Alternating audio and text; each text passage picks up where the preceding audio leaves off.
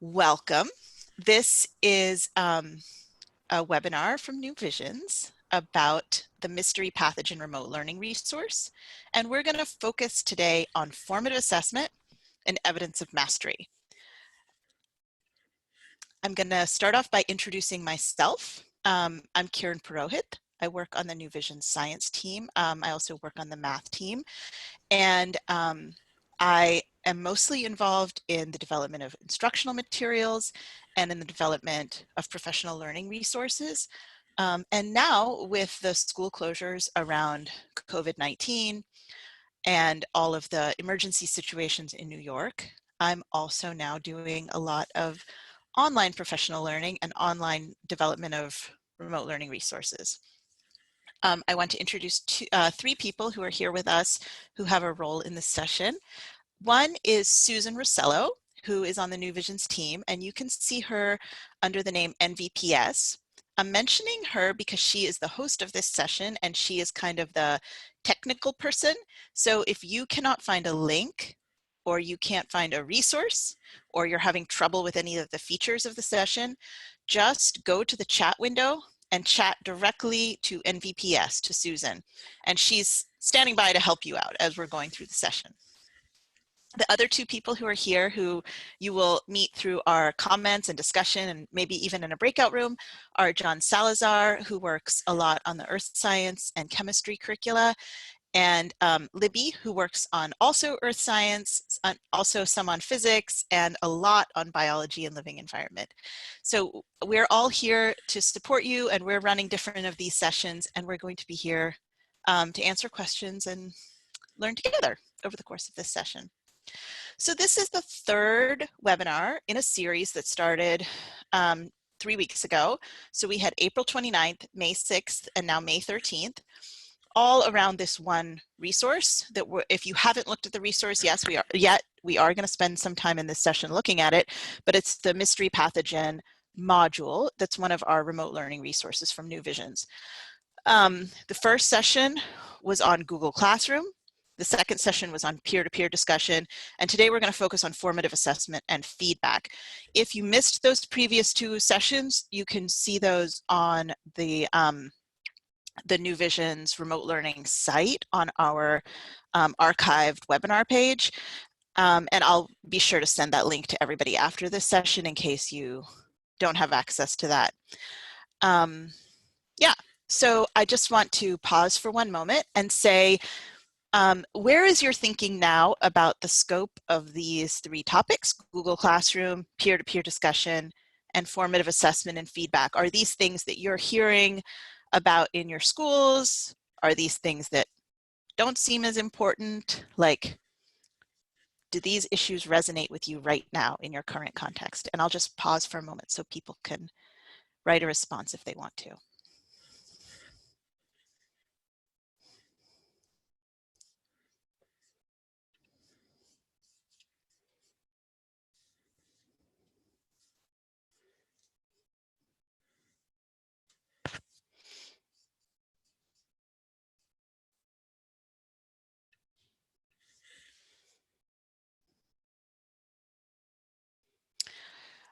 Okay, this is a great point from Sandra Distachio. She's saying that the one that resonates the least is Google Classroom because our school has been set up for years.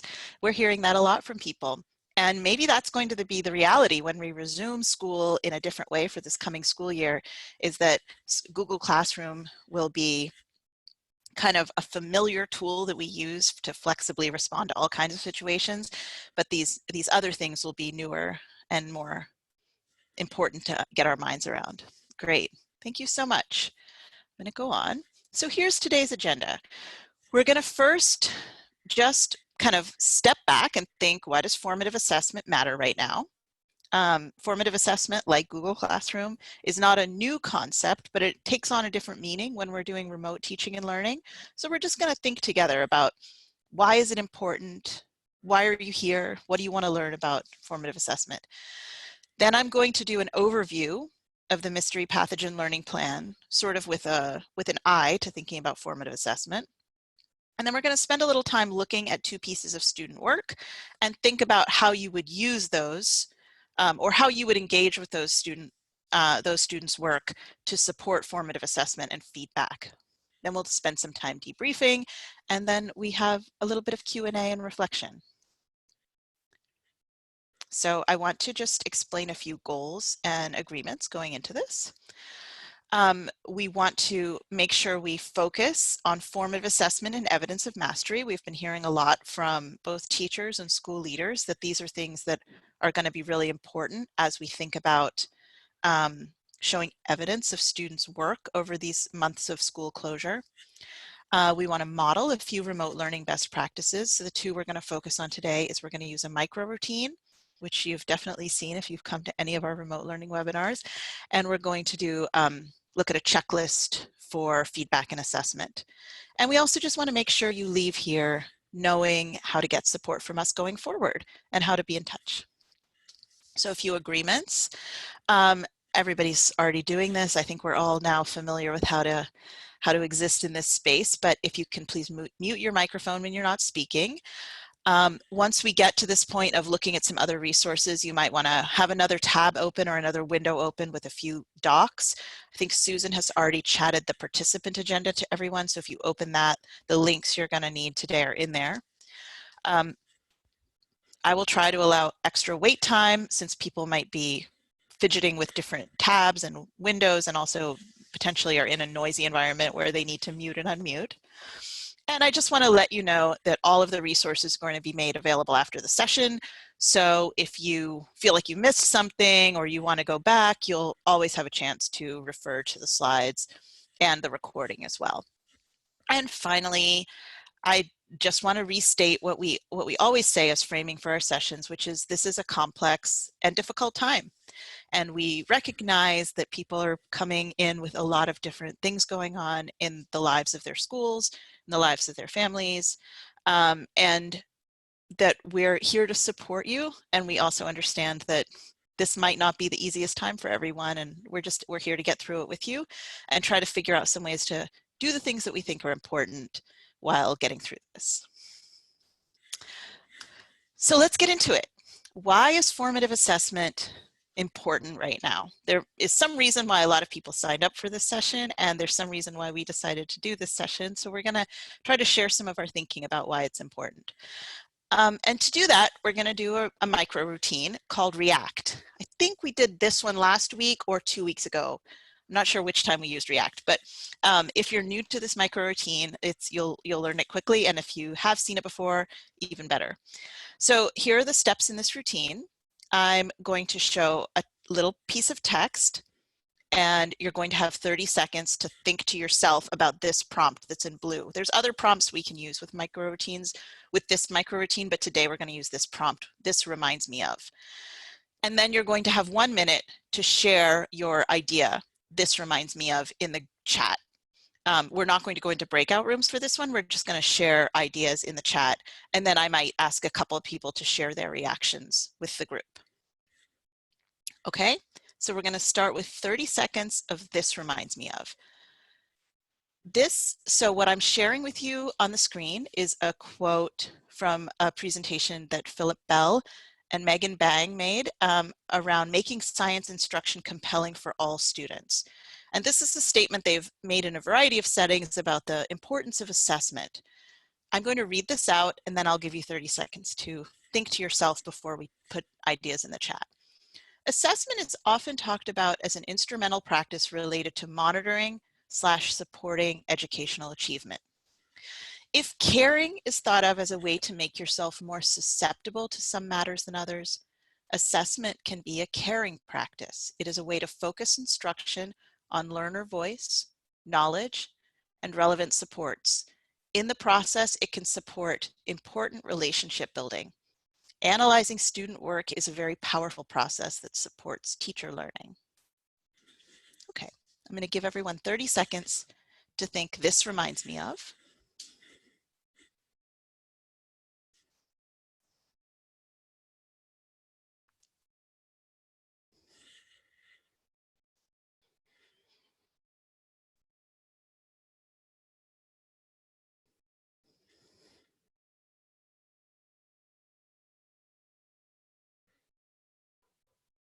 Okay, And now we'll take a minute to type your response in the live chat and read through what others have written. So you might want to start with the reaction I had was, and be ready to talk to the group afterwards. Okay, 2 minutes of writing in the chat. Sorry, 1 minute of writing in the chat.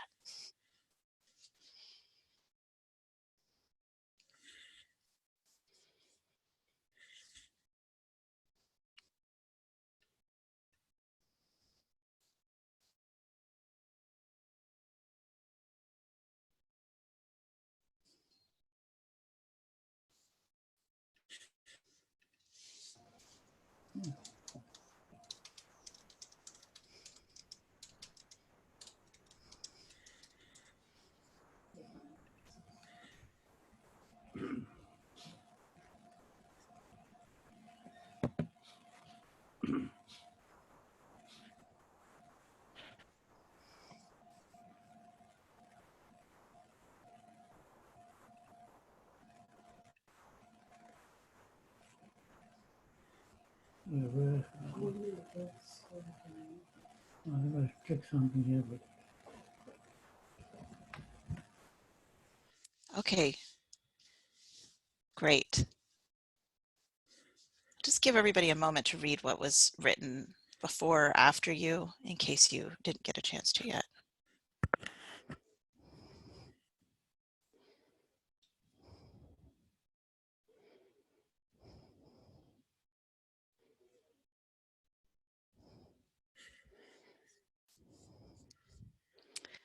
I wonder if Emily and Sintra, if you would be able to unmute yourself and give us a little explanation of your reaction. You can maybe start with, I had this reaction because. If you don't want to unmute, if you don't want to talk, you can just unmute yourself and say pass, or just type it in the chat. But if you're willing to do it, that'd be great. This is Emily. I'm definitely willing to discuss why I had this reaction. I had this reaction because my first year as a teacher, I kind of fell into the trap of doing the chalk and talk, where I would just give my students PowerPoints and notes, and it became clear by the end of the year that I kept powering forward and not checking on my students' understanding. And it was through the use of formative assessment strategies that my school brought in at the time that I was able to really take the temperature of the room on a more regular basis and really keep in line with what my students needed, and really started to figure out where those gaps in learning were happening. Thank you. Thank you for sharing that. And taking the temperature is a very meaningful metaphor for this right now, right? Can maybe unintentionally, yeah. Sintra. Yes, hi. Just thinking of the kids that I teach. I actually teach seniors, and I teach higher level courses. I teach genetics and I teach AP psychology. And moving from the classroom to online instruction was a little difficult in the beginning. You know, not having a lot of training. A lot of us I teach at Brooklyn Tech, so we got into this mindset of trying to give them the same volume, so to speak, of material that we would do in the classroom. And after a few days, it became very clear that we were overwhelming them to a really high level. And so, you know, myself, I'm in a big department, so we kind of stepped back and reflected on what our kids were going through. And it's been a learning experience even now. And of course, now we have to step back and think about things like the AP exams, which have started. And so, yes, it just makes me like, while I still want to find ways to assess my students, I don't want to stress them out more than they're already stressed out. So I'm not trying to give them, like, you know, focused, restrictive assessments in any way. Thank you. A few other things that really resonated that I saw in the comments are what Sydney reminded us of, which is that every test represents a student. They're not just like little bits of information. They're an actual person's investment in something. And I also saw some comments like from Elizabeth about how we can actually support students in improving on their work if we are assessing and being caring and attentive. Okay, I love this idea of formative assessment as an idea of care, and I just think it's very compelling right now to get ourselves out of the idea of assessment as like a stick and somehow as like a way of understanding one another.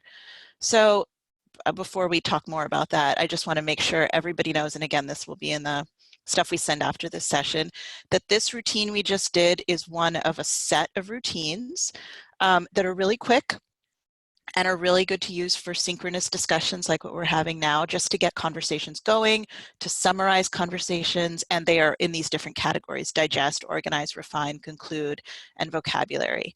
So this is part of a larger set of things, if you're interested in those. So why focus on assessment now? There are some practical reasons right now, which is why we honestly originally put this in the series of webinars. We realized that students have to demonstrate their learning to get credit and be exempt from regents. Like, we all need some reason to give them a passing score or whatever it is that will end up being the thing that qualifies them to not have to take the Regents exam and get credit for it. Somehow we need a shared understanding of what that means. Second, we now have this interesting window where we can invest time in higher quality work that students are interested in, since there aren't Regents exams. So we can let them go back and revise work and make it better and make it more representative of their capabilities, because we're not worried about pushing on to the next topic necessarily. And we don't have to worry about having everyone complete work at the exact same pace during class period. So we can actually notice that one student needs more time to complete something, and we have a little bit of freedom to let them do that in a way that might have been trickier when we were trying to run tight ships with 150 kids, moving them in and out of the classroom all day long.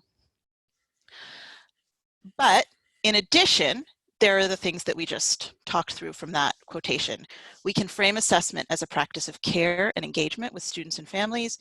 We can use it to have conversations on what students are interested or care about.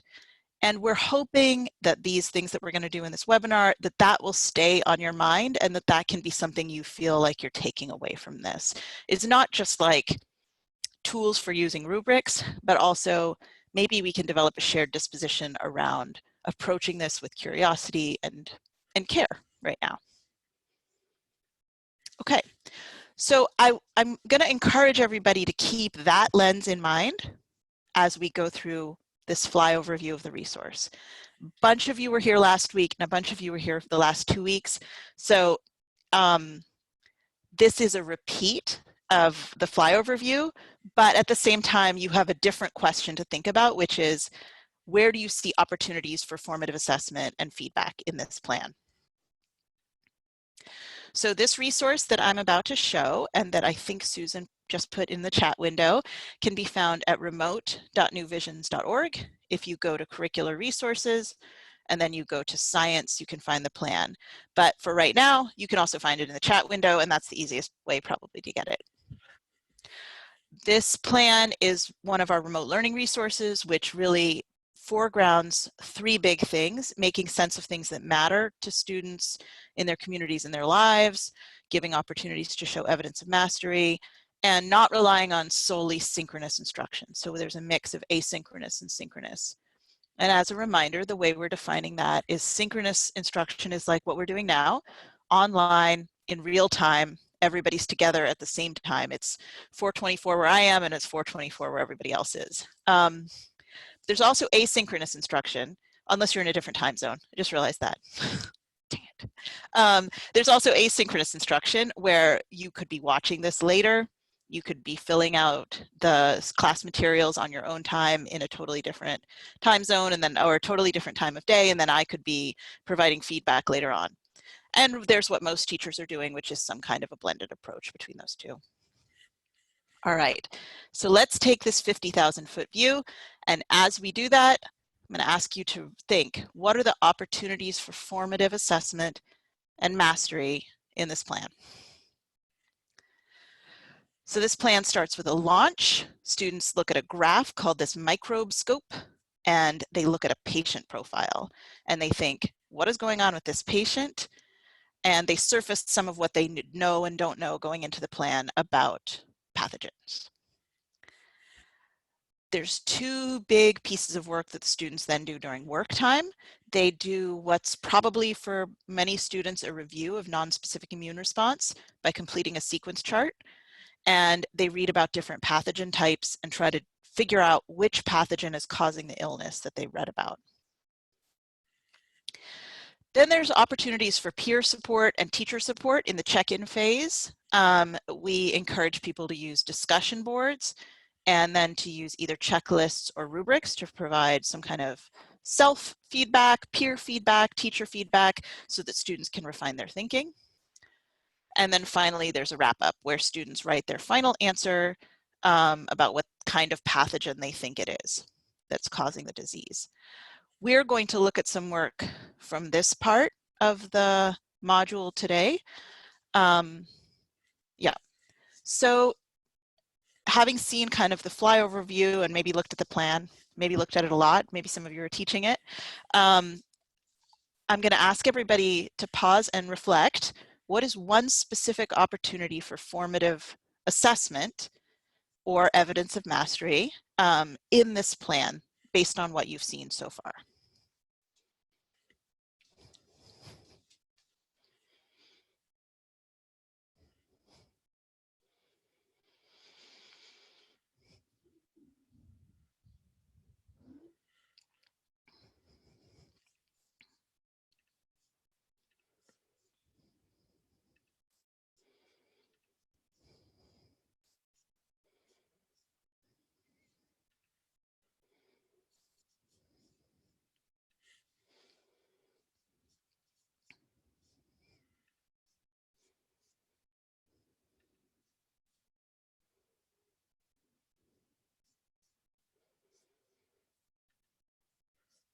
I see one response. I'm going to give it another minute.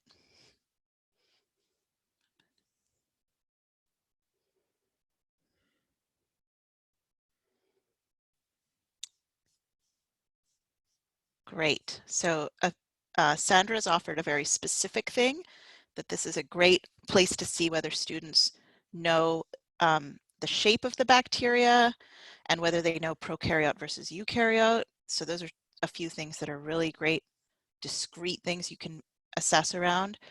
There's a check-in where you can use a rubric and get a lot of different kinds of feedback on where the kids think they are, where the students think they are, where you think they are, where their peers think they are with the topic.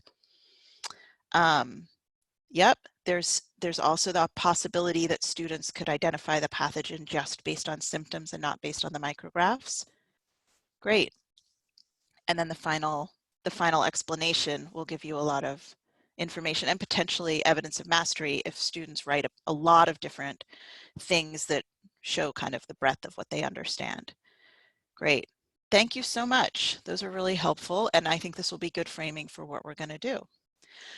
So I'm going to share a few kind of tips that connect into how we're talking about formative assessment, and then we're going to go into breakout rooms and you can try to use those to look at some student work.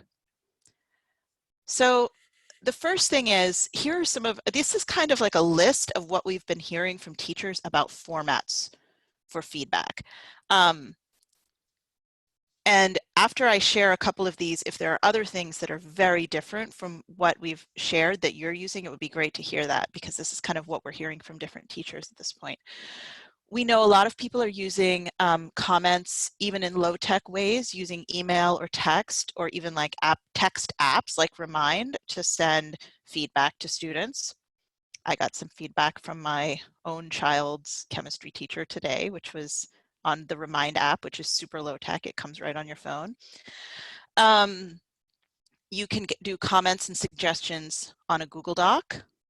There are all kinds of ways to do rubrics, and I'm going to show a few of those in a minute, ranging from very elaborate rubrics, which are probably not the right thing to be doing right now if you're having limited engagement with your students, you know, in person, all the way to checklists, which are a little more discrete and probably easier to understand at a glance. There's feedback through videos. And last week we talked about how you can even use an app like Flipgrid to provide video feedback or video conversations. There's comment codes, and there's a math example in these slides that I'm not going to go into today, but comment codes are kind of like short letters standing for longer comments that represent things you see again and again in student work, so you can give kids a shorthand for understanding the feedback that they're getting. One-on-one conferences, a model or example, more directions about response and modeling, and student self-reflection. So here are some of the things we've been learning and picking up on how to fit all the feedback in. One is identify the key things you're looking for, so don't give feedback about everything. Second is something that's timely, brief, and targeted. This is true even when we're not in remote learning, but I think it's doubly true when we're in this situation. Timely feedback that's like just on one or two things instead of on the entirety of a student's work. Very specific comments on what we've identified to be the main focus of the activity or the task versus everything, and time for revision and deadlines for completing the revisions, which I think are a feature of the work we're doing right now. There's lots of time and lots of extensions and time to revise and time to get an NX and come back and redo your grades. So that's definitely a feature of where we are right now. And then finally, feedback technology. We are aware that some students are on their own dedicated laptop with a phone next to them 24 hours a day. And some students have only limited time in the day when they have a dedicated device, and the rest of the time they're sharing, or they're moving back and forth between a DOE iPad and a phone with cell service. So we want to be aware of that and be sure that we have different kinds of feedback technology that meets the needs of different kids, different learners. So students with high tech capacity and access might be able to do things like those video responses on Flipgrid that I was referring to, whereas students who are relying on less bandwidth and less frequent connectivity, something like comments on a Google Doc might be more at their speed. Okay. Now we're going to move into doing some practice with giving feedback.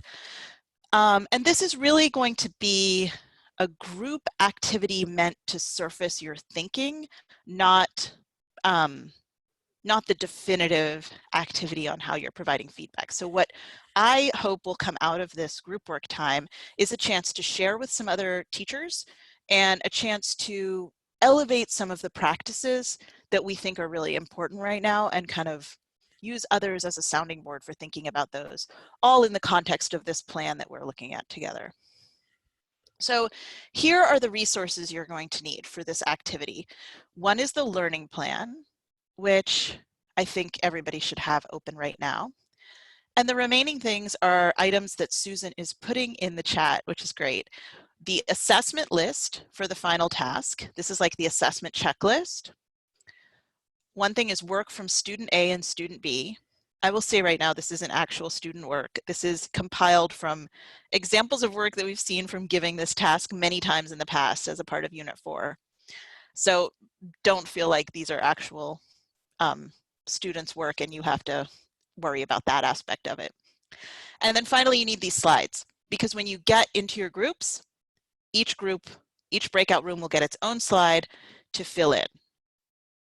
The filling in, oh, so make sure you have these ready. I think you should probably all have these ready because they're in the chat now. And you have 3 steps when you get to your breakout room. The first is pick the student work you're focusing on and pick which part you're focusing on. So these 2 students did things differently, and just look over what they've done and make a decision about what you want to focus on giving feedback to. You can either just copy paste what you want to do in here or take a screenshot, whatever is easy. Second, think about what feedback you would provide to this student. And third, think about your reason for providing this feedback. And basically when you get to your slide with your group, you're going to do step 1, then step 2, then step 3. I'm pointing at my screen right now. I just realized that doesn't make any sense because we're not in the same room together. But if you could see me, I would be pointing step 1, then 2, then 3. So we're now going to move to breakout rooms.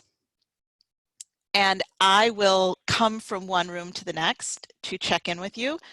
But I would suggest that the first step you do when you get there is figure out which breakout room you're in, open that slide, and have somebody screen share in your group so that you can all be working together through one version of the slide.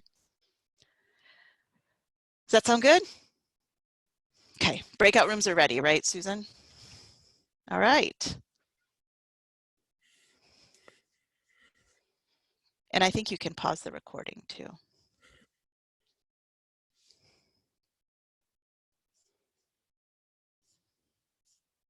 Okay. And there are 2 groups that are going to share out a little bit. So you can read through everybody's feedback plans at your leisure. But right now we're going to hear from 2 groups, Libby, Nicole, Angeliki, and Krishna's group. And then I don't remember all the people who are in the other one, so I'm not going to try to say it and leave somebody out. So I think this group, you were going to say a little bit about your feedback plan and modality for feedback. So I'll turn it over to somebody in that group to talk. Libby could take it away. No, well, I was going to suggest too, Krishna, actually, because this was your modality. So I'll let you. For the modality part, I can take over. Why don't we just explain why we chose? So we looked at group B, student B, I'm sorry, and the final response. And we just noticed there was missing evidence and there was missing a lot of detail. And so we also noticed that that student also did not complete their organizer, which helps them outline the evidence for and against each type of pathogen. And so we suggested that would be some of our feedback is like going back and asking the student perhaps why they didn't respond to their organizer. Did they know where it was? Did they miss it? Were they confused about where to find the fact sheets? So we were just interested in gathering more information about why they skipped over that part in order to kind of help them, support them in examining that portion of the assignment more to revise their final response. And so then Krishna had some ideas about how she would connect with the student to be able to do that. Actually, I got the idea from Angelica if she would like to address it, because she addressed a very important point about why the student may not have been able to fill out the evidence form. Angelica, would you like to address it? Sure. Well, all we said was that we weren't really sure if the student knew to click into the document. We didn't think that they knew it was a hyperlink to something else. So just sending an email, maybe taking a screenshot of the organizer and pointing to the hyperlink, just to get them back to those fact sheets so they can gather the evidence needed. Yeah, what a great point. Yeah, and I thought maybe we should just take a screenshot and place it in an email.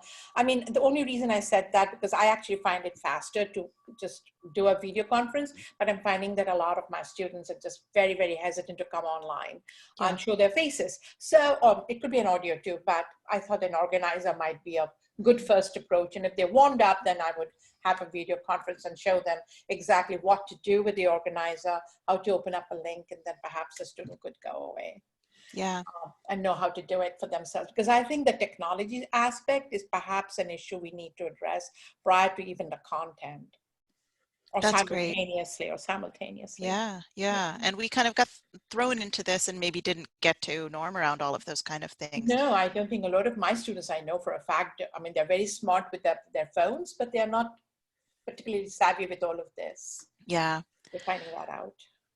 So Sandra, Elizabeth, and Roop's group, I think if you guys can give us an insight, they also were talking about student B, everyone, but if you could give us an insight into the feedback you would provide and what you were thinking about there was another specific emphasis around grading and grain size of tasks that you were talking about. Okay, I'll speak. Thank you. What we were talking about. So, of course, a lot of our ideas for how to give the feedback were similar to the previous group, as we talked about the same student. But something that we kind of went into deeper is that we were sort of discussing how difficult it is to get through all the feedback and assess, like giving students grades and feedback that's meaningful. And Roop was also bringing up a point about how giving students longer assignments, actually you end up getting less work, but if you give them shorter tasks or chunk it into smaller pieces, then students are more willing to engage. And then of course, but that also means like you have to keep up with all those numbers of assignments and giving feedback. So in my school, we started off in the beginning for the first 5 weeks giving 5 assignments a week per class, which now we've brought it down to 3. And Elizabeth's school, like right away, recognized that that was probably too much and is only giving 1 assignment per week per class. And so, yeah, it's just really, it's tricky to figure out how do we get students to demonstrate mastery if we're giving them little bits versus an all-encompassing type of assignment. And then what kind of workload does that leave for teachers as well for giving feedback? So when it's bigger, you spend less time because you're not opening up 5 different documents. But when it's too big, the kids don't necessarily engage or feel motivated. So yeah, I think you've captured like a really important tension, and related to that is something I didn't hear in this webinar, but we heard it in the math discussion yesterday, where math teachers were talking about all of these similar topics, which is a lot of times students don't want to hear your feedback, your constructive feedback for how to improve their work. That's not always well received. And I don't know if that came up in your groups today, but also thinking about grain size so that it's not like, I thought I did this 5-page assignment and I handed it in and now you're telling me I have to look at my evidence again and rework my claim. I'm not invested in doing that. So I think that's also a part of this conversation, is striking that balance so that students can feel successful, but also demonstrate learning where they need to. This conversation is probably something we could continue for a long, long time. And so I'm going to ask that you think about that when you do the feedback form on this. If this is something that you think we should address in future sessions, please, there's an extra question at the end of the feedback form that says, do you want us to, what are your thoughts about upcoming webinars and professional learning that we offer in June and beyond?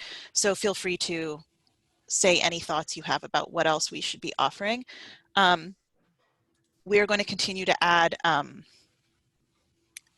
remote learning webinars and resources to our site. If you've been to any of our sessions, you will get notified as we add those things. New Visions is hiring. This is our mandatory HR slide that New Vision schools are hiring even amidst remote learning. So if you're not at a New Vision school and are interested, or if you have friends who are looking for something right now, this is for your information. And finally, there's a feedback form. I just want to say thank you, everybody who engaged in either one or all 3 of these sessions. It's been really nice to look at this plan from different aspects and to really bring people together and think together. I've really enjoyed the conversations, and I just appreciate all of the thoughtful work everybody's doing. And I hope we can keep seeing each other in this space and making sense of how we're going to get through this and do all our science teaching and learning thoughtfully and with care. So please give us your feedback. Please stay in touch, and please stick around if you have any questions that you want to ask right now. thank you. Thank you. Thank